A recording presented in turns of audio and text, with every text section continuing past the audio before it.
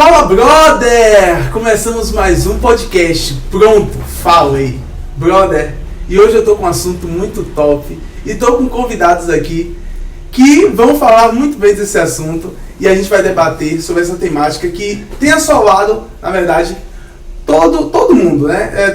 Todo mundo que trabalha pode ter, mas a gente vai saber um pouquinho mais sobre essa síndrome. A síndrome de burnout. Eu tô tentando achar a palavra até agora, mas é porque a gente tenta, às vezes, americanizar até as palavras. Mas enfim, vou trazer quem está aqui do meu lado hoje, Lorival Ribeiro, acadêmico da Faculdade Atenas, e também vou trazer a psicóloga, ela que é formada em psicologia e atua como psicóloga clínica no 14º Batalhão da cidade de Santo Antônio de Jesus. Érica Lordeiro. Érica, é um prazer enorme estar aqui com você e falar de um assunto, né? Eu acho que você com certeza deve estar bem mais acostumado a falar sobre isso do que eu. Mas o que é o burnout, né? Como é que ele tem se inserido? O que é que essa síndrome tem vindo assim com... Talvez esse nome diferente tenha chegado a ter mais conotação agora, mas já é uma síndrome antiga, né? Verdade. Bom dia a todos e a todas. Joedson pelo convite, Lorival aqui pela troca, né, que vamos fazer nesse momento. É como você falou, Joedson, é importante você trazer esse tema aqui pro grupo, né, para a discussão aberta, porque é um fenômeno que a gente... o nome é atual, burnout, né? Por isso que essa dúvida, burnout ou burnout. Importante a gente entender o que significa, né? Porque burnout é oriundo lá, esse termo dos estudos, na década de 70, 1974, mais ou menos, nos Estados Unidos, né? Mas só agora, recente, em 2019, que ele entra, realmente, ele é reconhecido como uma doença.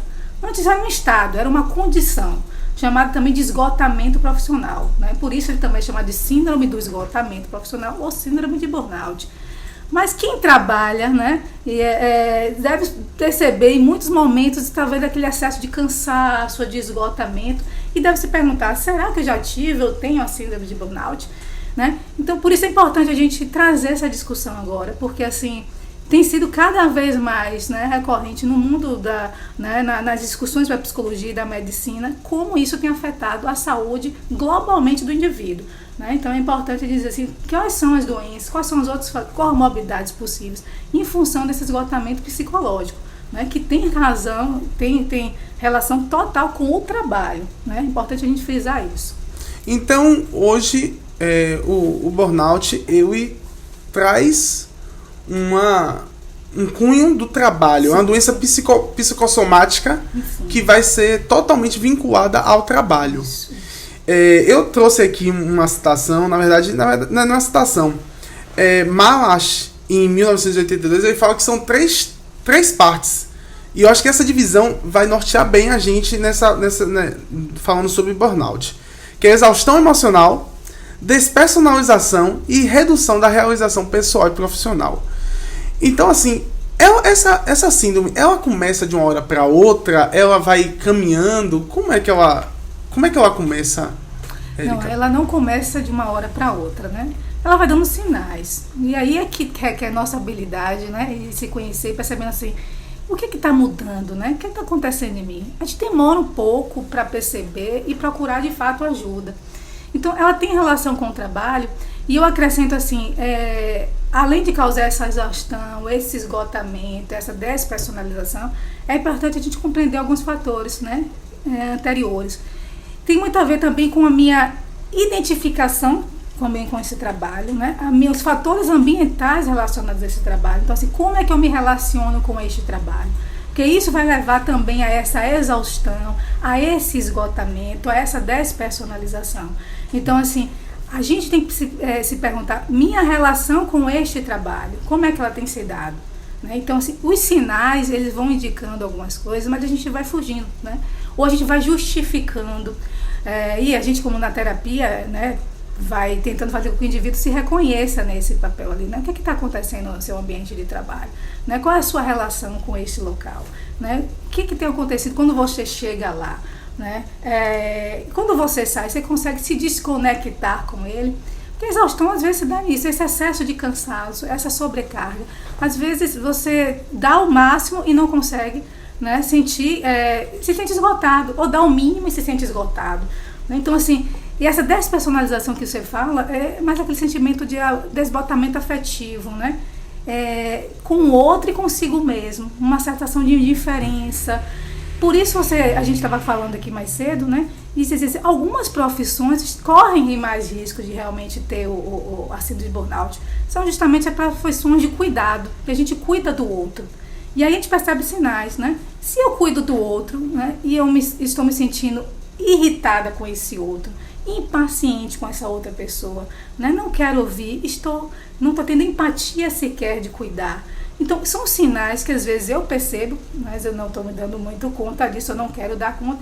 Meus colegas percebem, tem alguma coisa estranha com essa pessoa, ele, né? Está impaciente, está irritado, né? Fazendo as coisas de mau humor, com má vontade. E aí a gente vai percebendo a baixa produtividade, né? Sentimento de exaustão, chega em casa, não consegue relaxar, não dorme bem, né? Não come bem, aí já vai vindo outros acúmulo de sintomas, né? Ao mesmo tempo. Então, é importante a gente perceber o que é que tem acontecido no ambiente de trabalho, né? Para a gente começar a se dar conta e buscar essa ajuda. Se a gente não procura ajuda, vai realmente surgindo uma série de outros problemas, né? Como eu já falei, as comorbidades, as outras sintomatologias, né? E aí decorrente, né? E a gente pode ver realmente problemas muito mais graves, né? O profissional, ele entra nesse esgotamento, né? Sim. E todo esse ambiente de trabalho começa a interferir na família, sim. na relação com os amigos, na relação com o filho, com tudo. Então, eu queria perguntar à senhora a respeito do diagnóstico, como é dado realmente, e questão do tratamento também, porque é muito importante para quem está assistindo saber qual o tratamento que vai ser utilizado para essa síndrome que é tão recorrente, né, hoje, na atualidade. O tratamento importante é a psicoterapia, né? É fundamental a gente pensar em acompanhamento psicológico, em alguns casos psiquiátricos, né? Então, assim, é importante a gente perceber, o psiquiatra vai entrar muito no controle desses sintomas, né? Então, como a gente perceber que quando ele busca ajuda, ele já está com um quadro sintomatológico mais grave, e geralmente é muito relacionado à depressão, ansiedade, ao transtorno de pânico, né? Alguns casos de insônia, né? Persistente. Aí você tem que tratar muitas vezes com medicamento, né? Para que a gente possa controlar esses sintomas, para poder até em terapia ter uma evolução. Em outros casos mais vamos dizer, brandos, é possível a psicoterapia. Mas a psicoterapia, né, é um processo, né? E às vezes, muitas vezes, não se esgota em uma sessão. Como as pessoas, às vezes, né, ainda têm muita dificuldade de buscar esse autoconhecimento, essa ajuda. Então, é um processo. Porque aí você fala assim, como é que a gente vai sair dessa condição, né, de esgotamento, né, em razão do trabalho? É algo que a gente tem que discutir com esse sujeito, né? Se o trabalho é o fator causal e esse trabalho está levando esse sujeito ao adoecimento, o que eu devo fazer? Né? Devo sair do trabalho? Devo mudar de profissão? Né? Vou fazer como muitos outros fazem, né? Vou trabalhar aqui e no segundo turno ou no terceiro turno, vou trabalhar em outro lugar, né? Porque eu tenho uma outra perspectiva de carreira. E isso pode aumentar ainda mais, né, o problema, né, causar mais ainda problema. Pode ser uma alternativa para a gente construir uma nova carreira. Então, assim, é algo que a gente tem que discutir com o sujeito. E ainda falando das atividades, você falou uma coisa que eu achei bastante interessante, que foi sobre as atividades que cuidam de outras pessoas. Sim. Hoje a gente teria mais ou menos algumas profissões que são mais voltadas para a síndrome de burnout. Mais vulneráveis. Mais, né? vulneráveis. Vulneráveis. Sim, temos muitas, principalmente essas de cuidado, mas não necessariamente só elas, né? Sim. Até as de cuidado a gente fala aí da equipe de saúde, né? Os médicos, os enfermeiros, os psicólogos, mas temos também aí jornalistas, né? Que trabalham muito sobre também a pressão, sobre resultados ali. O pessoal do comércio, né? Que tem um trabalho praticamente só folga o domingo, né? Então, assim, e tem que trabalhar sobre... ganha a partir do quanto se vende muitas vezes, né? Então, assim, policiais também, que já tem a natureza da profissão, né? De risco, né? Sob estado de alerta, de tensão, a natureza do seu trabalho já é assim. E imagine aquelas escalas de trabalho muitas vezes, né? E muitas vezes para festas. Espero em São João mesmo, muitos policiais estão aí trabalhando, né? Cumprindo a sua jornada e tendo que dar extra. Então, assim, essas profissões estão vulneráveis, professores, né? Mas, assim, aquelas profissões repetitivas também. Né? Você perguntou assim logo no início, sempre existiu estresse crônico, porque a síndrome de burnout é um estresse crônico. E antigamente as indústrias, né? A gente vê, em primeiro caso, acontecendo nas indústrias, porque era aquele trabalho mecânico, muitas horas ali, pressão, né? E o indivíduo surtava. Porque não tinha inovação, né? Você não era escutado. Por isso que a gente tem que olhar a doença no seu contexto também, da sua época, né? A gente hoje tem mais espaços abertos nas empresas para poder falar. Né? Algumas sim, outras nem tanto, né? Depender também das. Mas mais para falar, esses espaços de dizer, olha, não está dando para mim, né? Vamos fazer alguns ajustes. Então, esses espaços de fala, que as empresas hoje se dão conta de que elas gastam muito em função do afastamento, né, das pessoas do seu ambiente de trabalho, se gasta muito, né? Diz que, pelos estudos, 3,5% do PIB hoje são gastos com saúde, relacionados ao afastamento dos indivíduos do seu ambiente de trabalho. Então, mais ou menos 20 mil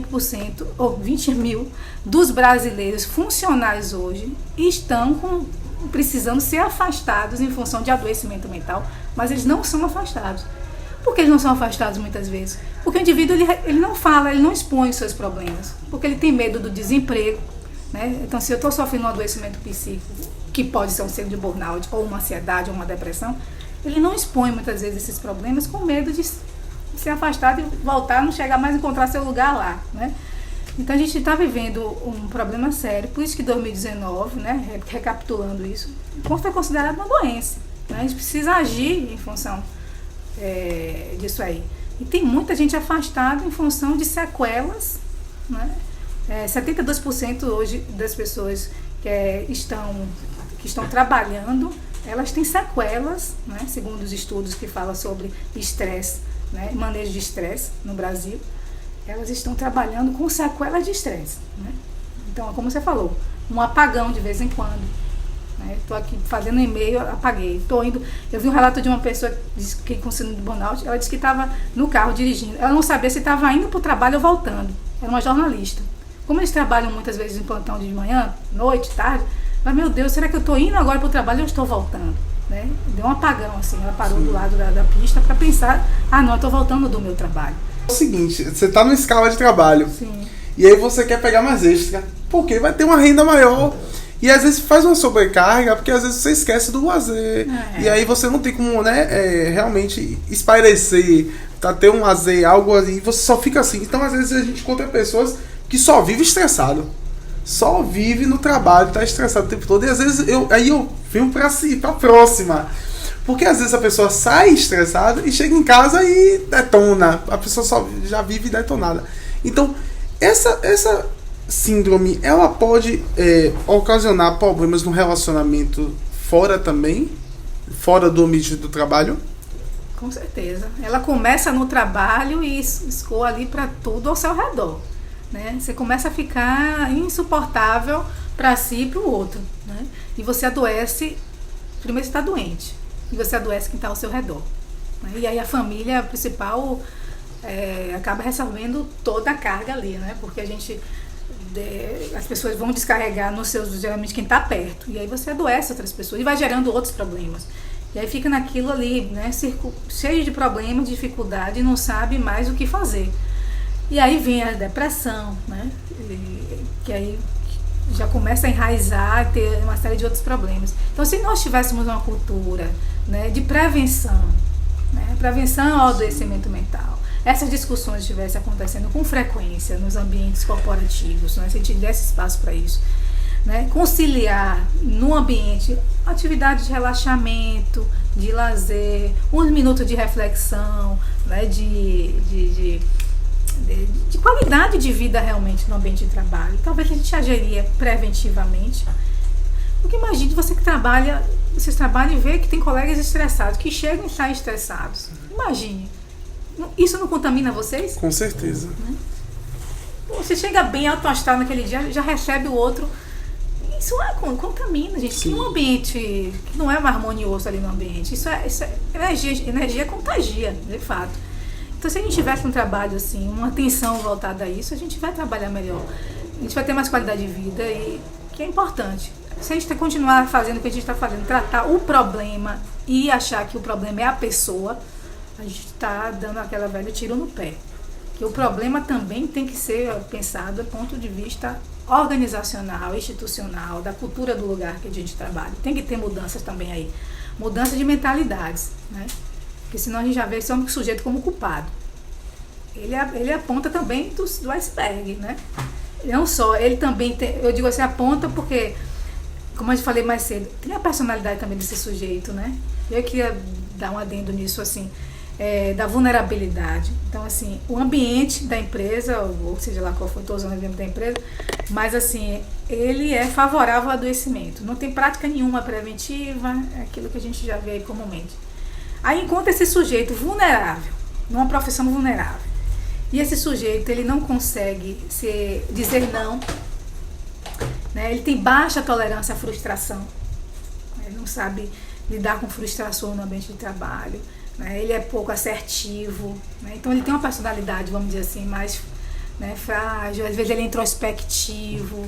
Então a gente está falando de um fator causal aí, que está vulnerável, né, ao estresse. Um ambiente de trabalho, que é fator ambiental. Às vezes, os colegas de trabalho, né, que são colegas ou chefes imediatos, né, que às vezes são, né, agressivos, às vezes é uma hierarquia não muito bem, né, assim, trabalhada. E existe uma pressão exacerbada, né? Uma pressão exacerbada. Porque a hierarquia existe, né? Existe. Vai ter em todo o trabalho, Sim, mas sim. tem pessoas que acham que não é nem mais a questão da hierarquia, acha que é dona do outro. Pronto, né? Exatamente. Né? E tem uma atitude às vezes agressiva ali, né? Pode existir. E aí você encontra um sujeito com essas características, né? Mais introspectivo, com baixa tolerância à frustração e tal. Então esse sujeito está muito vulnerável, né? Ele está aquele que guardando tudo para si, né? Uma hora ele pode pipocar, né? E essa pipocar pode ser uma atitude, pode ser explosiva. Né? Ele pode, a nível comportamental, algo contra si ou contra o outro, né? Ou pipocar, como eu digo, atingir esse órgão vulnerável dentro de si, né? Adoecer um órgão do seu próprio corpo, né? Eu queria perguntar a respeito como é que você vai diferenciar uma exaustão de uma depressão, de uma síndrome de Burnout ou de outras síndromes que também acometem o psicológico? É boa pergunta, né? Primeiro a gente vai fazer esse quadro, esse levantamento do que... Primeiro, o que você está sentindo? Essa é uma pergunta básica que a gente faz em terapia, né? O que é que te traz aqui? Né? E aí muita gente começa a descrever os sintomas, né? Tá, estou sentindo isso, estou sentindo aquilo. E aí se pergunta assim, tem acontecido alguma coisa? Mudou alguma coisa da sua rotina? Aí vai começando a cavar ali, né? Mais ou menos, comecei a estudar esse ano. Opa, né? Começou a estudar esse ano. Você trabalha, você vai fazendo uma investigação, né, do sujeito, da história de vida desse sujeito. E para tentar entender, para ele fazer entender assim, o que na sua rotina levou a esses, vamos dizer, a esses quadros sintomatológicos, né? A essa exaustão, a esse estresse crônico, ou uma possível depressão. Então, como a gente está falando que esses sintomas, eles são muito parecidos uns com os outros, né? E vai chegar um momento que a gente vai, se a gente não tratar a síndrome de burnout, porque ela tem razão com o trabalho, então fica relativamente mais simples a gente perceber que o burnout, ela tem relação com o trabalho. Então, às vezes você sai do ambiente do trabalho e você se sente melhor. Você tira umas férias, você se sente às vezes melhor. Você tira uma licença, você respira melhor. Então você fala, opa, isso aqui tem uma relação direta com o trabalho. Foi o trabalho que adoeceu esse sujeito, né? Então ela é muito específica ao trabalho. Agora, se você passa muito tempo e você também não trata, às vezes, como eu falei aqui com os Joyce, às vezes passa anos você tá adoecido ali. Mesmo você saindo da condição de trabalho, ganhando uma férias, se ausentando no final de semana, você não consegue se desconectar. Então você já não conseguiu se desconectar daquele trabalho. Então a coisa está mais grave, né? Está mais grave. Talvez você já esteja desenvolvendo um quadro de depressão, de ansiedade em função do trabalho, né? Às vezes de transtorno de pânico, de outros. Então, assim, você tem que tentar entender aonde que está esse sujeito dentro da sua sintomatologia, dentro da sua história, né? Então, aí você tem que tratar, geralmente, quando você vai para o psiquiatra, ele vai tratar o sintoma, né, dos seus problemas ali, o problema que está e vai tentar minimizar aquele sintoma. Mas todos esses que você coloca, a exaustão, a depressão, eles estão muito relacionados, né? Porque são comorbidades. Então você muitas vezes trata um sintoma para ajudar vamos dizer, a cura desses problemas. Mas a terapia vai te ajudar a reconduzir a sua vida, né? Isso é muito importante. Se o trabalho é fonte estressora, você vai ter que tentar conciliar aí uma atividade física, muitas vezes, né? Tem que mexer na estrutura, na rotina desse sujeito. Terapia, atividade física, boa alimentação, evitar excessos, né? Uso de drogas, né? De substâncias. Então, a gente vai ter que fazer um remeleixo nesse sujeito, né? Porque essa visão ampla e global do sujeito é que a gente precisa ter. Eu não posso só pensar assim, terapeuticamente, minha parte é psicológica aqui, o médico trata lá, não. Eu tenho que tenho que pensar no sujeito como um todo, né? Nele se relacionar com a família, numa boa alimentação, numa boa hora de sono, tem que dormir, né? Eu não posso estar dormindo carregando isso aqui perto de mim o tempo todo, porque isso aqui não está me ajudando, né?